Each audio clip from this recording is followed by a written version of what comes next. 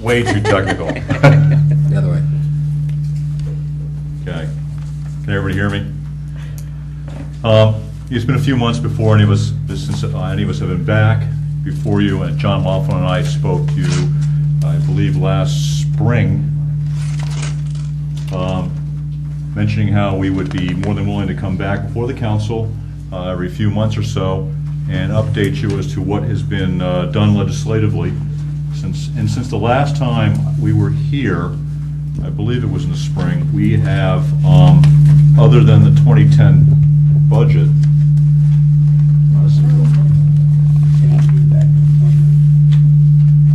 must be for me. I have to send you away.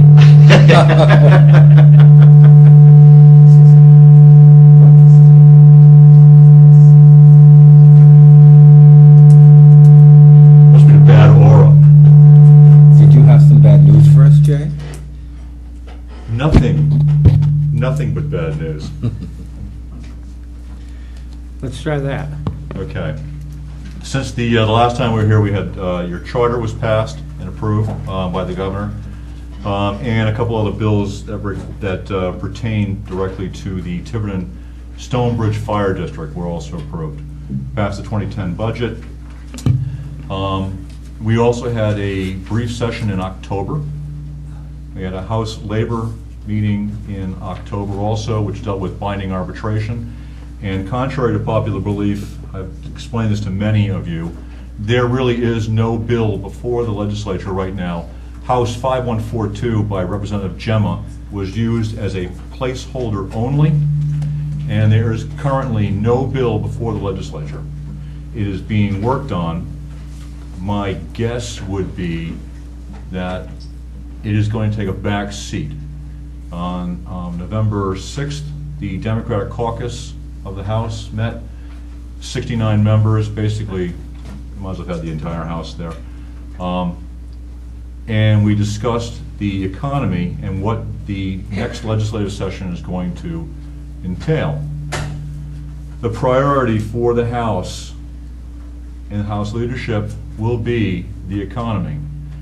We can start pre-filing bills on November 16th, which is why I asked the clerk to come before you to get the bill, any requests for bills that the town council might have. I will also be going before the school committee to get their requests, so I can put legislation in at the behest of the town and the school committee for the upcoming session. It would behoove everyone to get them pre-filed because there's going to be a flurry of bills coming early on, and anything that has to do with economics is going to take a priority in the 2010 session. Any of you have any questions on current legislation? You know, we passed the prostitution bill, we passed a lot of other bills, nothing that really had to do with the economic situation of the state. We passed a bill so that you can't have 16-year-olds in strip clubs, which I'm sure is going to put quite a lot of high school kids out of work. It's pretty much the bulk of it. We passed a lot of companion Senate bills this last term.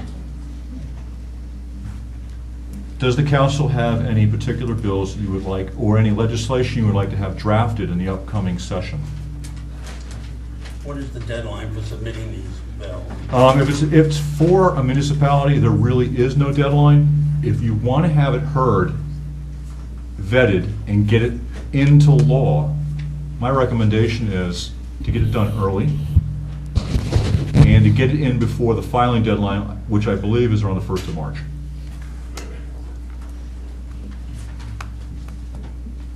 Does anybody have any anything they'd like to bring forward to our representative? It is not just to me. I mean, any bill you request from me, I will have the senators do up a companion bill at the same time. So John Laughlin and I will put together any House bills and Senators Feelag and DePalma Well, will produce. You do know we have our usual dilemmas, which involve the minimum mandatory staffing laws and things like that we'd like to see some, amendments to give some relief to the cities and towns in the preparation of their budgets. Yeah, you guys are going to work on the finances. Well, we have to take into consideration that the last 2 years that each time a budget passed, after we passed the budget, there's been, talk about taking further dollars away from the cities and towns. It's still on the table, for the fourth quarter payment, I guess, of the motor vehicle tax. If we keep taking away our ability, or the monies that came back from taking away our ability to do something, we're really going to be in trouble. They took back the general revenue, which my understanding came from the doing away with the inventory tax. So we can't tax inventory, but when you took the monies away, you didn't give us the ability to tax what the money created. And with the motor vehicle tax, it's basically the same thing. If you withhold a payment and you don't give back the ability to be able to tax that, which we lost the money from, I think when we look at those things, we have to look at them as they're the result of something, and give us back the right you took away from us to be able to generate that income. But the other thing that I see is the minimum mandatory staffing, which it creates a major dilemma for us. And if we can get some relief in that area, it would be very helpful in preparing, our budgets and being able to set some pretty firm numbers. Now, the minimum manning is not a state mandate. It's not. Yeah, well, it can be eliminated as a tool, and it can be eliminated through legislation. It can be, but everyone's clear, it's not a state mandate. It's something that this individual municipalities have introduced and negotiated into their contracts with the various unions. But I'm just saying that we're still looking at some form of legislation that could curtail that as being part of collective bargaining. I think this term, we looked at the public employee unions the last term, and we dealt with their pensions and a lot of the rules that were promulgated through them. I think this term, we're going to look at Chapter 45, which is the municipalities. We're also on the fourth quarter vehicle tax. Each rep was allowed to speak for about 2 minutes before the group. And from what I gather, I stayed through the S's. What I gather, the feeling amongst the Democratic caucus, at least, is that we are not inclined to allow the governor to take away the fourth quarter vehicle tax. We are not inclined to, as a group, have the municipalities hurt any more than they already have been. It seems like every time the governor wants to balance his budget, he comes up with a quick fix, which in turn takes monies away from the cities and towns. The inventory tax, I believe Representative Kennedy spoke to this particular issue, and I think he's going to introduce legislation allowing the cities and towns to get back into that issue, and levying that again for their own relief, with nothing going to the state. But as is normal, until something is actually written, I won't be able to. Okay. What I would like to do is, I will look at the state mandates as a group. We have legislative council looking at them, trying to pull out the ones that deal directly with the cities and towns, and breaking out the ones that deal with the school committees. And we're going to be distributing them to our home districts so that they can be addressed. And we want to get a feedback from each of the cities and towns on them. Like to have set up a time, probably the second Monday in January, to have Senator DePalma come in and give you guys an update, so that you're not just hearing from your House members. You're always welcome.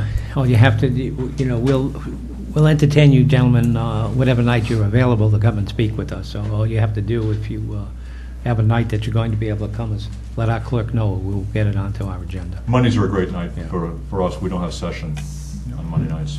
One other area that probably you'll hear much more about from the school committee, but we have a general overarching interest in it, and that's to come to a firm definition of the rather movable funding formula for education. And I'm 99.9% sure that you will hear more about that. We have an indirect interest because the school budget is such a big part of the town total budget. It was supposed to be addressed with the Piper Weed cap legislation, so, I mean, The only thing it's a that got little addressed overdue. with 3050 was your inability to increase your taxes. Yes. The funding formula is part of the overall economic plan that they're going to look at, Councilman. It might not, in the long run, be a great issue for either town that I represent. Tiverton or Portsmouth might not fare well under one that has dollars follow the kids. But I believe we are going to come up with something this session. We have 3 items on the agenda that refer to the Weaver Cove situation. I wonder if the legislature, if there's anything the legislature could do to stop that from proceeding.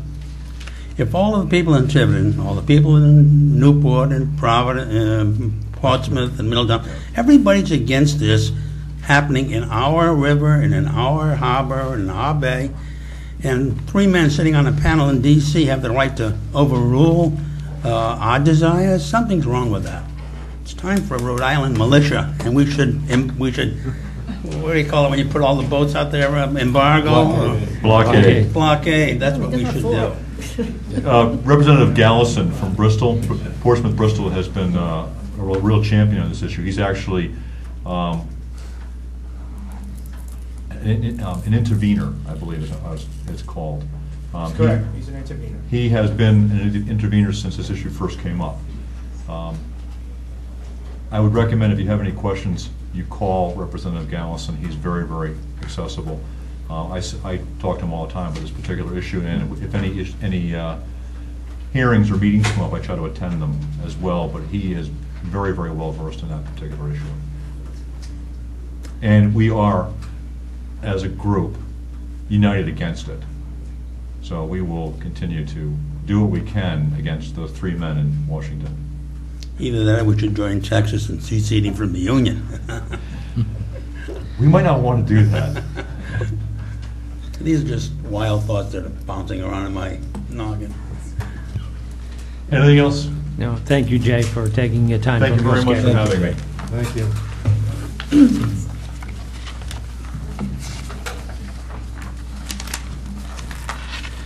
The next item on the agenda is a public hearing advertised, the town planner advertised public hearing on enterprise zone redesignation.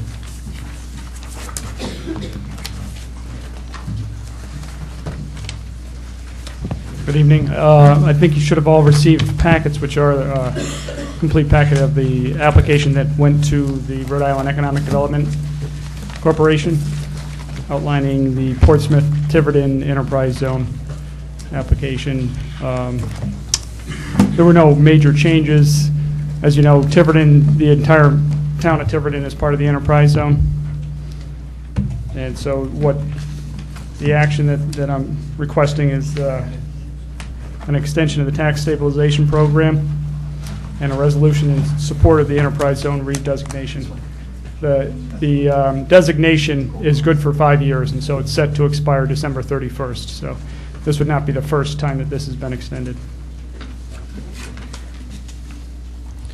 Is there anyone wishing to be heard on the matter of the redesignation of Portsmouth Tiverton Enterprise Zone?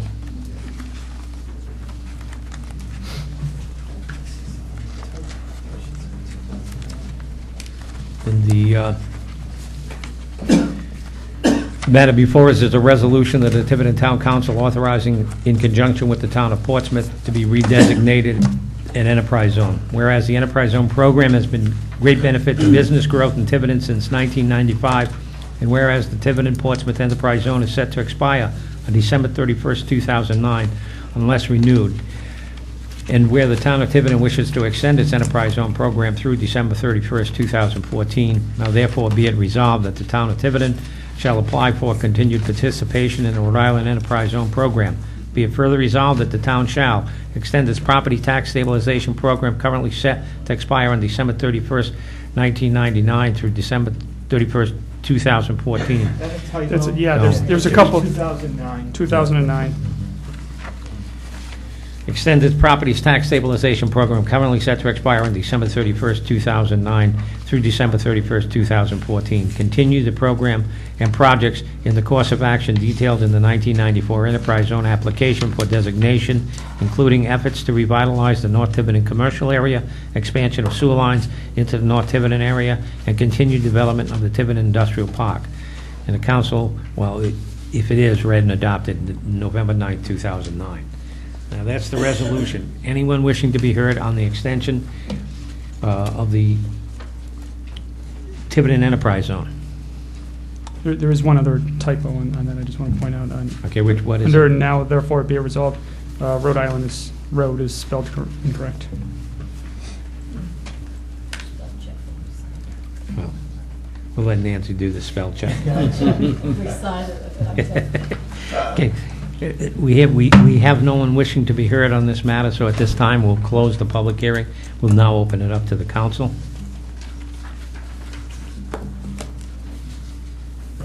If there were No, no a major motion- we changes need to a the motion to, program, I would make a motion, we adopt the resolution. I'll second it. We have a motion made and seconded to adopt the resolution. Any further discussion?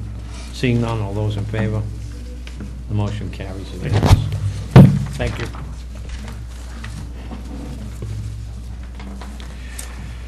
The next order of business, Tiverton Power Incorporated, Anthony Sherman, proposed amendment to the town zoning map continued from August 24th council meeting. Tiverton Power Incorporated requests a public hearing be tabled. I make a motion that we honor their request that be tabled. Motion Second to that. table, seconded. Further discussion? Seeing none, all those in favor? The matter is tabled. The Landfill Recycle Committee requests public hearing to amend ordinance and fee resolution to include fee for couches and stuffed chairs. Recycling scheduled for November 23rd to be tabled per request of the Landfill Recycle Committee. I'll make a motion, yep, okay, I'll make a motion to table this item. We have a motion and a second. Second. Okay, we have a motion and a second on that item. To table it, did you say? Yes, to table it. All those in favor? It's unanimous. New business, town administrator requests public hearing on December 14th to establish a tax incentive program for new and expanded local business.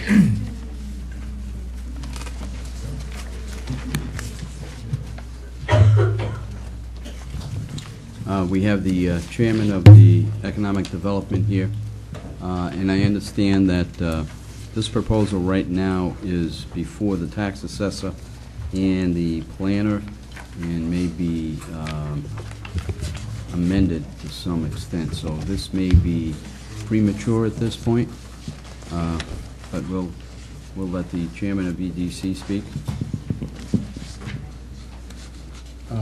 The reason for putting this on the agenda tonight would be to merely schedule the public hearing. As this is still work in progress, you have a handout which gives you the essence of the program as currently developed, and it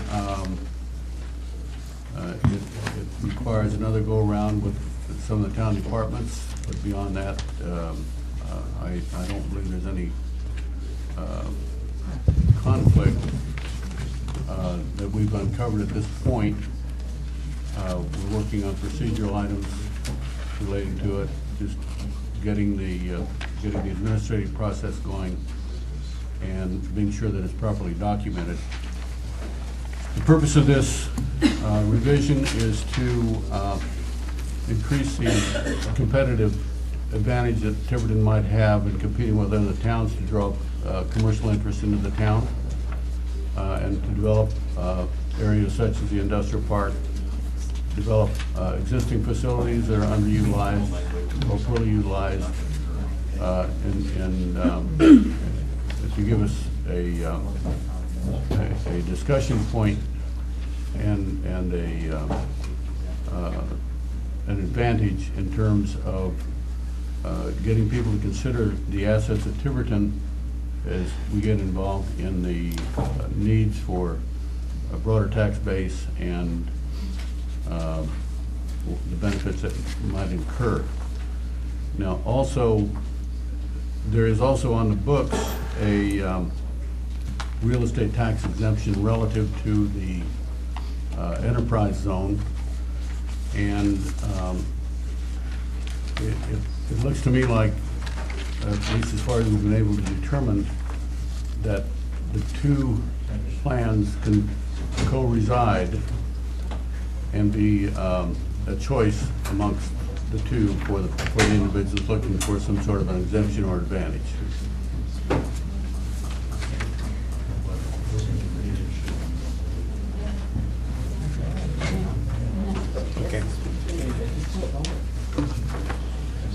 Has the solicitor looked over this draft? There have been so many proposed changes that, Please use the microphone. People are using the hearing. thank you. There are quite a few substantive changes. I do not believe this will be ready for you for December 14th. And the thought is that you would table this, let us get it right first, then get it before you in a timely manner before you have the public hearing. Could I make one suggestion in any case? I read through this material, and the only suggestion I would make at this point in time is to suggest that you define some of the terms in here, such as, you know, what is expansion or renovation of existing facilities? Can that be quantified or defined in some way, as well as some of the others? Construction of new facilities. If you put a new door on the bathroom, is that construction of new facilities and thereby benefit them for a tax break of some sort? So if there's things in there that you can define to clarify it. It is defined. It is defined, though. It's defined here that the renovations or retrofit and such improvement results in an increased assessment of not less than 25%. Meaning you start with something, and if you add more than 25% of its value, then you're entitled to a tax break. So it does clarify later on what you need to, Okay. the thresholds you need to hit to Good, achieve. okay. I didn't interpret it quite that way, but that's That was the okay. intent of that 25%. Yeah. I see that as being in a retrofit. If someone's improving a business, he has to increase its value, the structural value by 25%. If it's a new construction, then it's obviously, you know, it's the full value. Okay, I withdraw Because my that's more than suggestion. 25 that they Thanks. have. Do we want to table it? Okay. Not to a date certain, just table it. I mean, because if it's ready by January, we'll get it back on your agenda. Mr. President, I'd make a motion that we table the proposal. Second. Yeah, until the committee's ready to come forward with a finished product. And I would second that motion. We are not going to let it die on the vine. We will make sure that it, That's no, fine. because, no, it's something that really needs a good look at, so. Well, I We think will, it's we will something keep the solicitor's feet to the fire that he gets back to us, you know, with the document that we can. I'm fairly confident it'll be back in January. We have a motion, a second to table. Any further discussion? Seeing none, all those in favor? Okay, motion's unanimous. Thank you. Town Administrator requests public hearing date for December 14th, amended fees for resolution for mooring fees and ordinance amendment to Chapter 14. I request that this be placed on the public hearing for December 14th to review the mooring fees and provide incentives.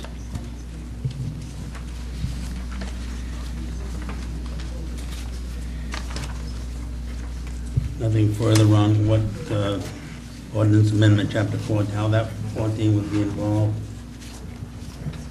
We have, It's in the H2B. Right. It's the second part of that package, Hannibal. Yeah. Go just further. All right. No, they're I'll just reread it.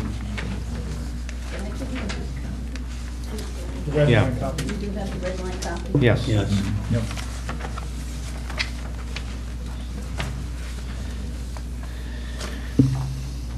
I would, Mr. President, pending clarification from the Madam Clerk, I'd make a motion that we set a public hearing for the requested December 14th date unless there's some conflict. Okay. We have a motion to have a public hearing on December 14th for the matter before us, the amendment of the fee resolution and the changes to ordinance chapter 14. Seconded. Any further discussion? Seeing none, all those in favor? Opposed? Oh, I wasn't in favor. Unanimous.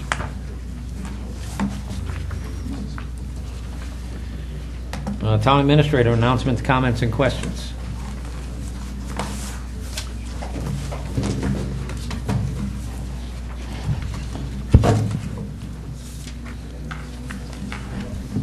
The first item I have is a letter from Lee Richardson of Portsmouth, who had a 38-foot boat that lost his steering and was heading toward shore.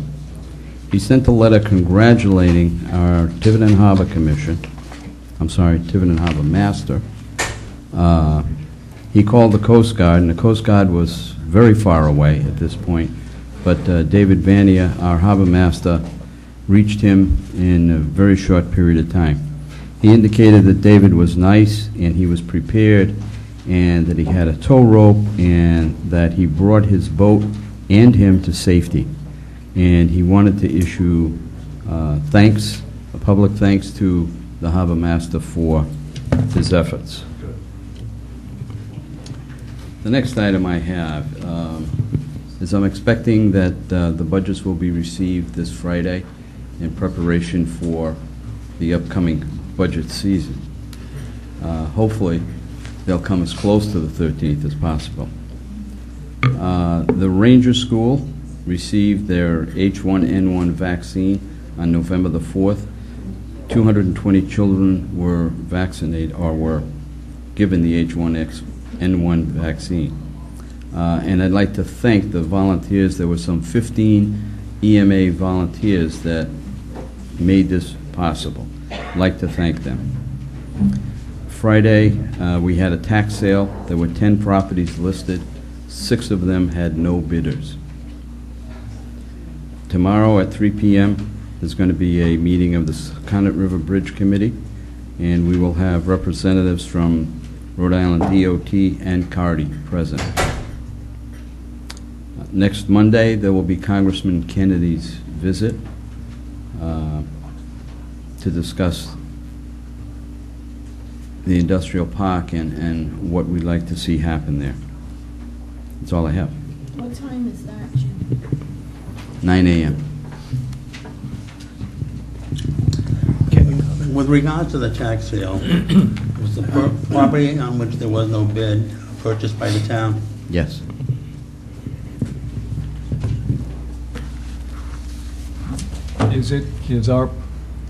I need my memory refreshed. Now, do we go ahead and clear any opportunity for that to be reclaimed?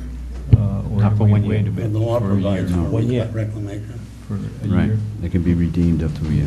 within 12 months, I believe. I think we don't take an action, we don't take a court action to transfer title until after the redemption period of 1 year. Correct. Yeah. Then we go and, if If you so desire. If you so desire, because you'd have to look at each piece individually. You may not want to own all these pieces. Yes.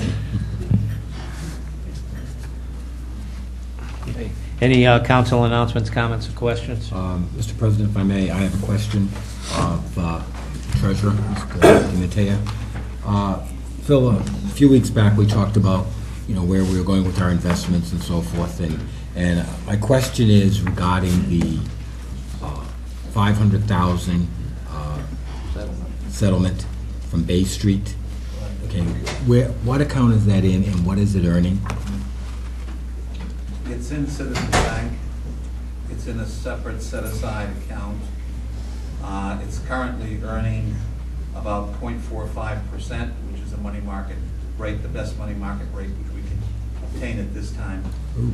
And that interest is being deposited into the sum that we received. So it's augmenting it and it's increasing it. Okay, again, I'm not a financial whiz, but I gotta believe there's gotta be instruments out there that are paying more than .45 on that kind of money. 500,000. Well, we can only go with 1 year. You have to recognize that. The limitation is we have 50, which is on an ongoing basis, so the 500 is only limited to a 1-year basis. So that's the furthest we could go. Rates are not very good out there. We're trying the best we can. Citizens has explored all different processes with us. What we may have to do is to look at some T-bills or government treasury options, which might give us a better rate, but there's no guarantee at this time. Why don't we look at other banks? I was just gonna say, Phil, I mean, We are looking at other banks. because I know personally, I mean. You know, one you- bank and the other bank, they're not that much difference. Phil, personally, I know you can open a CD in a local bank at a lot more than .45. Well, we can do that, but there's the question of, you know, we guarantee the fact that there's no limitation or availability.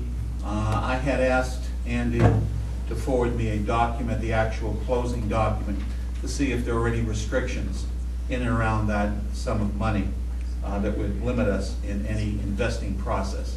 I have not heard back from Andy, but from what I can understand through Jim, is that, you know, we are only limited to a 12-month basis here at time frame. Yeah, but I mean, even in a checking account now, you Yeah, I get was more just than gonna that. say that, I mean, checking- I mean, You're gonna get- more than That's almost a .45 on a half a non-interest-bearing million account. dollars. Well, it No, I'm doesn't- not so sure of that. They set limits.